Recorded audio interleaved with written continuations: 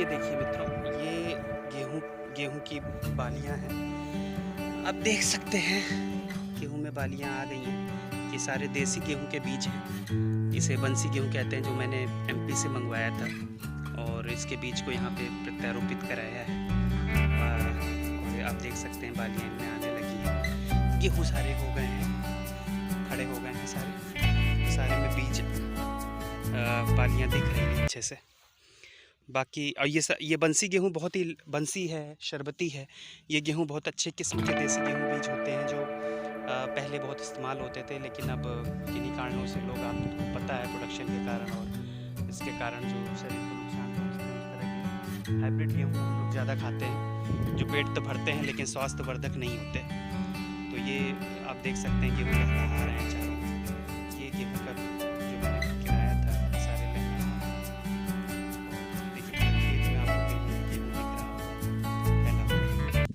बीच बीच में। हालांकि कुछ पेड़ मैंने चना के भी डलवाए थे, अभी मुझे दिख नहीं रहे हैं, शायद गेहूं बड़े हो गए इस वजह से। और इधर मैं आपको दिखाता हूं दूसरी ओर। देखिए केले के पेड़ बहुत ही छोटे हैं, अभी कुछ उनमें बढ़ान नहीं हुई है, क्योंकि सर्दी का जो प्रकोप था वो इन छोटे छोटे पेड़ों पे ज़्यादा हुआ है। अभी जो बीच की जगह कुछ खाली बची है, इसमें मेरा विचार है कि इसमें भी प्याज लगवा दिया जाए, इसमें और इसमें, तो ताकि जगह का भी उपयोग हो सके। आप देखिए यहाँ पर प्याज जो है वो लगी हुई है, इस पूरे एरिया में वहाँ तक प्याज लगी हुई है।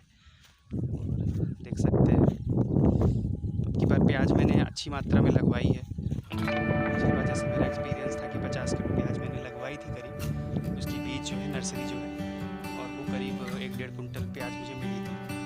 अब की बार मैंने करीब 2.25 कुंटल प्याज लगवा चुका हूँ। अभी 20-25 किलो और लगवाने का विचार है। आप देखिए इधर ये पत्ता गोभी है, आपको दिख रहा होगा, पत्ता गोभी बंध रही है, भी बंद रही है, ये तैयार नहीं है, ये तैयार हो जाएगी। ये लगी हुई है पत्ता गोभी, दिख रही है सारी। और इधर आप देख रहे होंगे फूल गोभी, इनमें कुछ में फूल आ भी गया है।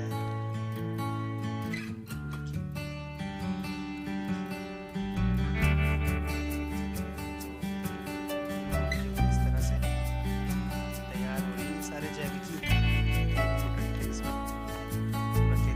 चुका है अब तो फिलहाल।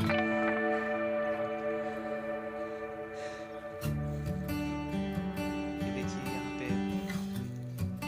कुछ सरसों भी दिख रही है मुझको। ये देखिए बीच बीच में सरसों के बीज कुछ छिटवा दिए थे मैंने सरसों। और इधर जो है ये जो आपको फूल दिख रहे हैं, ये सारे मटर के हैं। मटर भी फल गई है, देख सकते हैं काफी बड़े बड़े पेड़ हैं मटर के।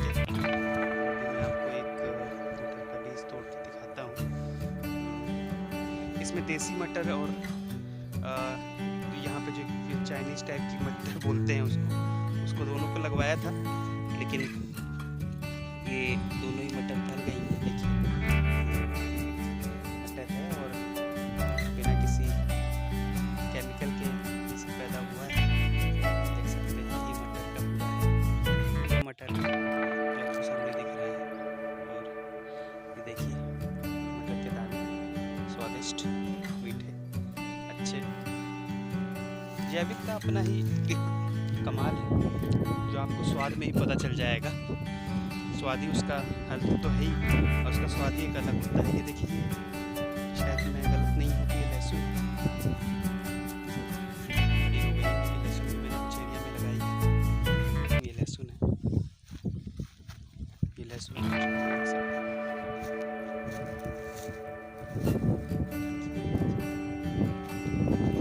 अभी आपसे बात करी कि अरबी लगाने का विचार है। ये जो एरिया है यहाँ पर जो खाली पड़ा है, इसमें मुझे अरबी लगवानी है। अरबी क्या है, एक ऐसा पौधा है जो आलू की तरह होता है, जिस जड़ में होता है, और उसके जो पत्ते हैं वो खाने के उपयोगी होते हैं।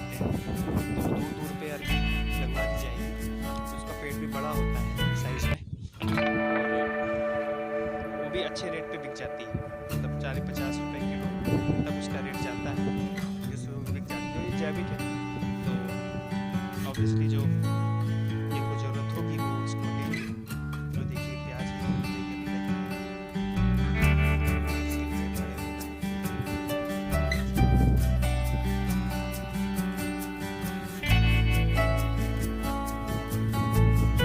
किनारे किनारे कुछ कुछ सरसों भी देखिए उगी हुई है। ये देखिए, ये सब देखिए, ये सरसों के बीज बन रहे हैं इसमें। एक सरसों का पूरा खेत में ही मैंने सरसों लगवाया है। ये तो थोड़े थोड़े सरसों यहाँ पे आपको दिख रहे होंगे। पूरे खेत में ही मैंने सरसों लगवाया है। एक उसमें ले चलो, ये स्थिति है यहाँ पे इस खेत की। पूरा जैविक खेत मेरा ये तैयार हो चुका है। उसमें किसी तरह का पिछले 1.5 साल से कोई केमिकल नहीं, किसी भी तरह का कोई केमिकल नहीं पड़ा है। हालांकि चैलेंजेस, चुनौतियाँ ये रही कि इन खेतों में ये हमेशा नीचे रहे, तो इसमें पानी जब भी अगर ज़रूरत से ज़्यादा बरसेगा तो वो इकट्ठा होगा। उसकी निकासी की जो व्यवस्था है वो ऐसी नहीं है। आप कहेंगे कि निकासी के लिए आप नाली बना सकते हैं, लेकिन नालियाँ जो हैं, अब यहाँ पे कई एकड़ खेत हैं अगल बगल, तो उनका पानी निकलने में टाइम लगता है धीरे धीरे। उसका एकमात्र हल जो समझ में आता है वो यही है कि खेतों को ऊंचा किया जाए, और उसके लिए उनमें कई ट्राली मिट्टी ही डल सकती है, वही एक विकल्प है। जिससे जो फलदार पेड़ होते हैं वो जल्दी बरसात में फिर ख़राब हो जाते हैं।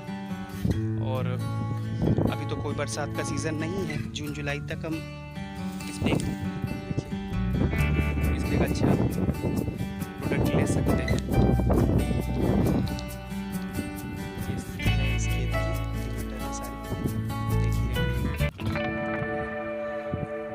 तो अभी मैं आपको दूसरे खेत में भी ले चलूँगा, जहाँ पर मैं आपको जो सरसों है वो भी आपको दिखाना चाहूँगा कि सरसों की क्या स्थिति है।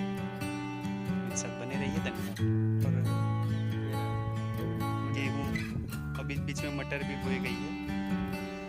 ये खेत यहाँ पे इसका एक पार्ट जो है ऊसर हो गया है, उसमें अब की बार प्रयास किया कि उसमें सरसों बुआई जाए, ताकि उस ज़मीन को ठीक किया जाए।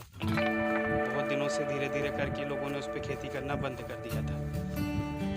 और ये बहुत बड़ा एरिया है, ये खेत, ये कम से कम बहुत बड़ा एरिया खेत का है।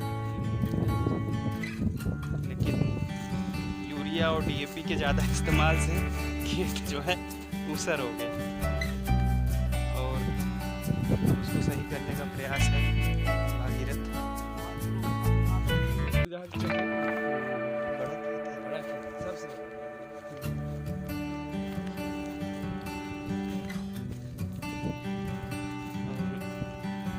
अभी जहाँ ऊसर वाला जो क्षेत्र है, जहाँ पे डाला है सरसों, वो दिखाते हैं आपको। ये वाला जो एरिया है, इसमें एरिया यहाँ बोलते हैं दूसरा, हाँ, यहाँ पे दूसरे आदमी लोग लगाते हैं हमारे खेत को, और उसमें का आधा हिस्सा वो लेते हैं।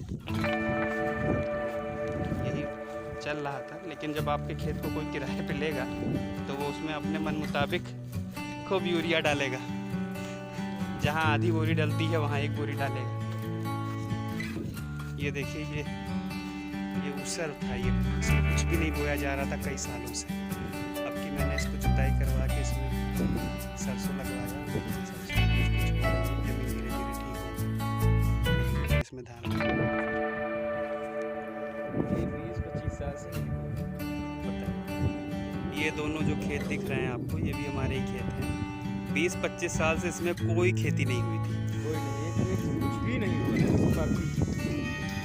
अभी जाके इस पर हमने प्रयास किया कि इस पर कुछ बोया जाए, ताकि इस ज़मीन को भी ठीक किया जाए। आप देख रहे हैं इसकी ज़मीन एकदम सख्त हो गई है,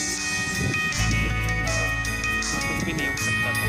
लेकिन अभी देखिए सरसों यहाँ पे हुई है, पौधा, जीवंत पौधा हुआ है, तो कम से कम जान आई है ज़मीन के अंदर।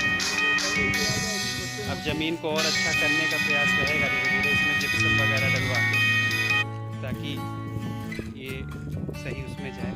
ये देखिए सरसों इसमें हुई है।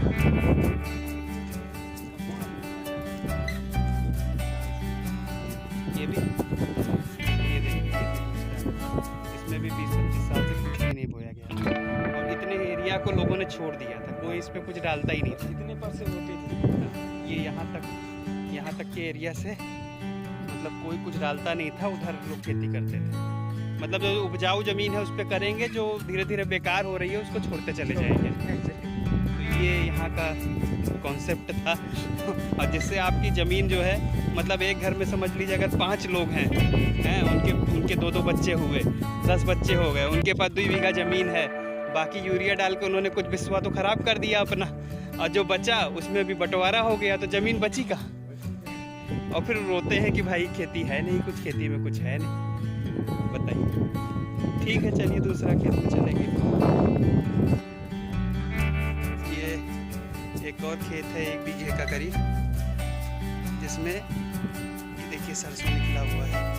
फलियाँ इसमें जम गई हैं। ये करीब 6-6 फुट के भी पेड़ हो गए हैं इसमें, तो काफ़ी बड़े-बड़े हो गए हैं, अच्छे से खिल गए। और इसमें भी कुछ यूरिया वगैरह का इस्तेमाल नहीं हुआ है, केवल इसमें केचुआ खाद और हाँ देखिए इसमें नमी मेंटेन, केचुआ खाद पड़ी है और कोई भी किसी तरह का यूरिया वगैरह का इस्तेमाल इसमें भी नहीं। इसका रिजल्ट भी सही है।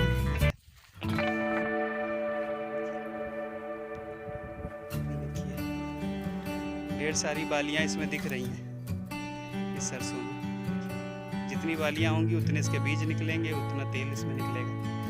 सरसों का तेल शुद्ध, शहरों में केमिकल युक्त तेल मिलता है और यही तेल अभी 200-220 रुपए किलो बाजार में बिक रहा है।